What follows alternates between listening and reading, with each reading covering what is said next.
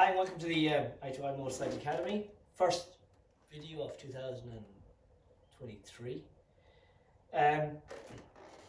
Sitting here on one of the latest models of the Triumph Street Triple, the R version, which is the basic model, but it's a long way ahead of the old generation. This is some piece of equipment, and it's actually the basic model from Triumph. Anyways, here at the I2I Motorcycle Academy, on my new bike, I just thought we're going to start off the series of videos this year with one reminding of the basics. Okay, so it's once again, it's a lovely evening. Didn't start out this way, but now it's really nice. It's actually a hot air balloon rising up here in the background, which is quite cool, because it's that time of year again. We get out on the bike, we're having fun, it's lovely, it's getting warm, things are going well. However, you gotta remember some of the basics. Some of the basics are how you sit on the bike can change the way the bike handles. So there's a couple of things that I'm forever repeating these to people, but they're so important.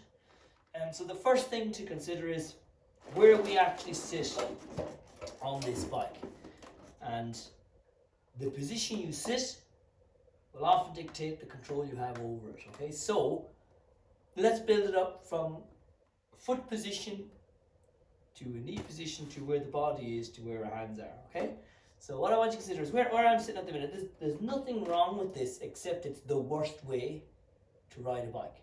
Okay, so if we look past the fact that it's the worst way to ride a bike, this is fine.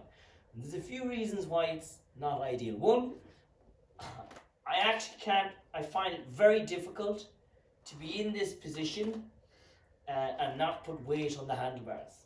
I need them to hold myself in this position. You know, it's difficult for me to stay here, okay?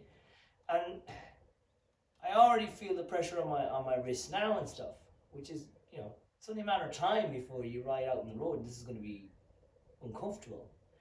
And it's a result of everything from the ground up being wrong. So let me think about, what do I need?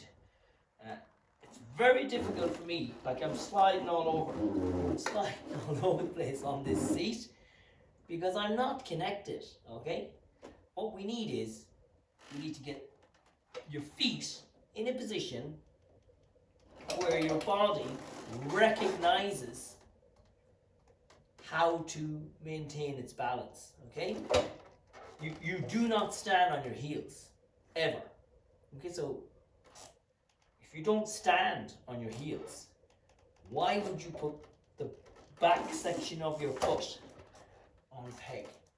Because you're not going to have balance, all right? So bring your feet back so that the ball of your foot, which is the front section, somewhere there, that part of your foot needs to have something solid underneath it.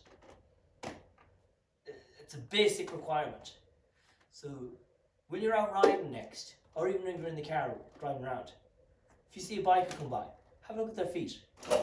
Because if it's that type of stuff there, you already know that their level of training is probably low.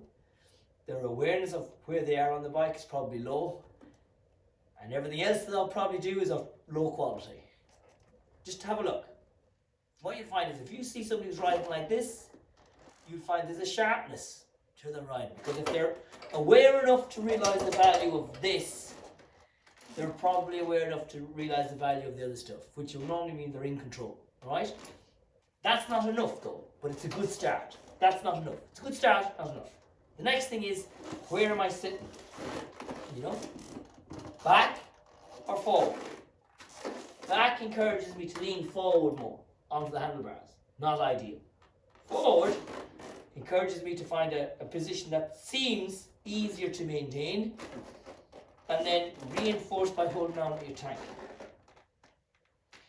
In this position, I can actually move my core, my upper body,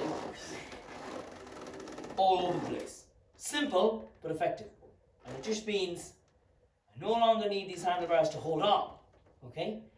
I can actually use them to do what they're supposed to do, which is lean the bike over, okay? That's important because it it encourages you to find a position on the bike where your core connection and the confidence inspiring connection with the bike makes you feel like you can just maintain this position easily for hours on end without any drama. I can sit here for hours. This is fine. This is comfortable. This is reasonable. Whereas that is harder. Just that foot position change, from that to that, I feel my posture having to change. My lower back is having to work harder because there's nothing underneath my foot that I can solve my body's sensation like it's getting thrown forward. I can't solve that. But there, I can. I can engage my core to deal with that, so I don't have to end up on here.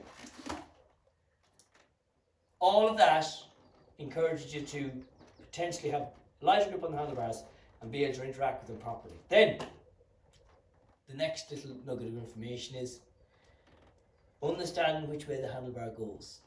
Simple. This handlebar does not go down, doesn't go forward, okay?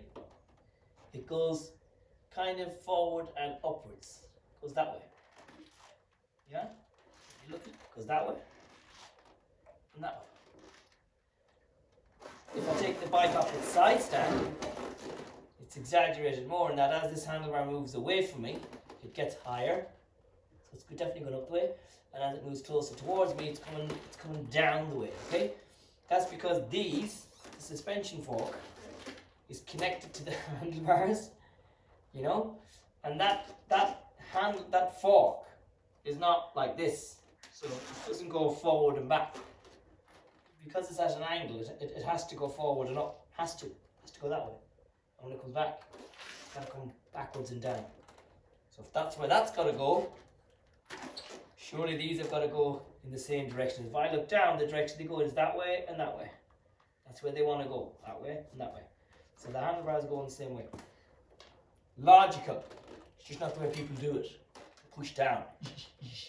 So, combination of all that can help you just get yourself set up in the right place for the riding season ahead. Okay?